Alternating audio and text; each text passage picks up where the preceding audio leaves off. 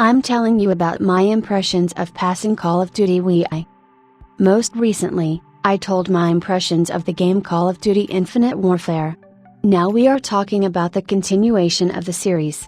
The updated hardware allowed me to enjoy the latest game in the World War II setting from the Call of Duty series at the moment. It would seem that the same landing in Normandy, all the same landscapes? Yes and no. The graphics have already reached the cinematic level.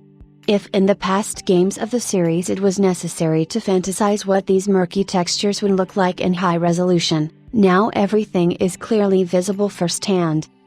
On the GeForce RTX 3080 16GB graphics card in 4K resolution, the game produces a stable 60 frames. In principle, this part can be called the best, compared to all previous parts of Call of Duty. This is no longer a joke, not the fruit of a few autistic programmers. It's nice to see how a simple American soldier brings down packs of Germans. You wonder how they were able to build one of the greatest empires in the world. How in general did these people manage to capture almost the whole of Europe, if even at the sight of an American soldier they can't even get into him normally? Now absolutely all games are built this way. Until you kill, no one will do it for you. It's a pity that Nazism is revealed in the game a little less than nothing. In general, all that can be learned about the German army and the Third Reich is that it is a collection of selected vegetables and that's it. This is not a game about World War II, forget it. This is a game about the American army, which won this war. It all starts with getting to know these guys. They won the war, by the way, and you don't even know their names. We're landing in Normandy. The hero leaves a love note to his woman and goes to war. By chance, mortars hit all boats except yours. Admittedly, the game implementation of the Normandy landings turned out very well. It is unclear why the Germans are armed with PPSH, but okay. It is difficult not to appreciate the heroic feat of the American military. What was the motivation in the war? Not even on their own land. Fraternal support is the secret. A real man's concern. Valiant American soldiers, excellent superheroes, put the whole squad at risk just to save a few German civilians. Straight angels in the flesh.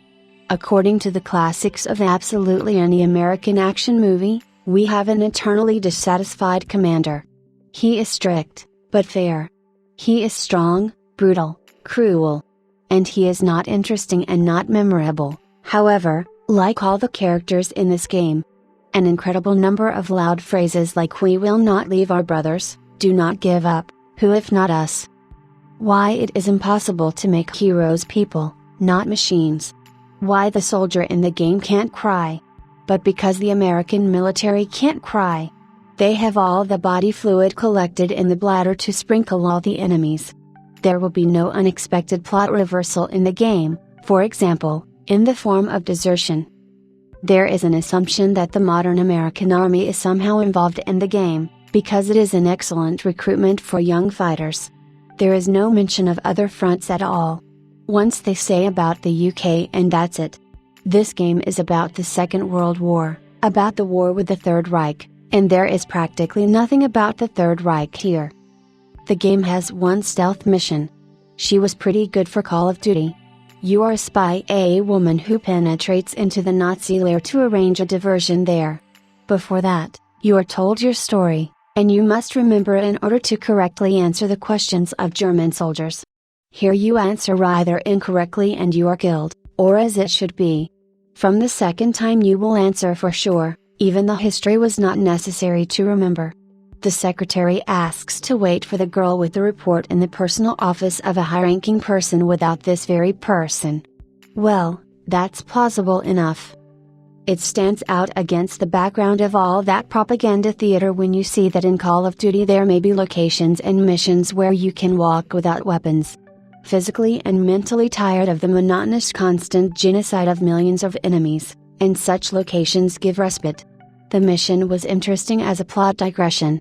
I would like the whole game to develop in this direction, but no, this is one mission. There is absolutely no military humor in the game. The game is absolutely real. For example, there is a narrow alley, a sniper is shooting at us.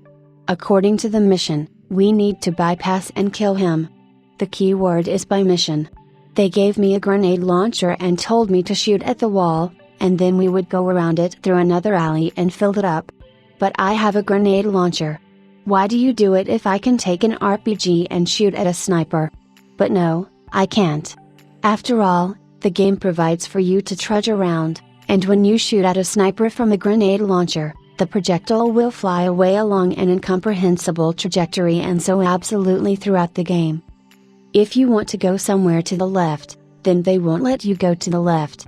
The microscopic levels are about the size of a playground, and everything is fenced off at the edges either with wire or shards. I'm not saying that there should be an open world in Call of Duty, like in The Witcher or Assassin's Creed. But it was possible to do at least so that this hero could climb through the window. You can only enter the buildings where the mission takes place, and no more. In this game, everything is scripted so much that you yourself have a script. The player himself cannot do absolutely anything that is not provided for by the developers. The whole game is in shock when you try to do something not according to the script. The game constantly pushes you, and when you stop for a second just to look at something, then they immediately push you in the ass and shout, "Follow us now, what are you up to, go ahead." This is a real movie attraction. You were just put in a trolley, it goes by itself. You don't even need to push, you watch cutscenes, periodically press a couple of buttons. At the very beginning, you are discouraged by the thought that, my god, did they really change something? And you don't notice the obvious flaws in this euphoria. It seems like the most beautiful Call of Duty of all that have been before, but in reality it is a worn out madam who is trying her best to look younger. Despite all the shortcomings, I liked the game. And what are your impressions of the game?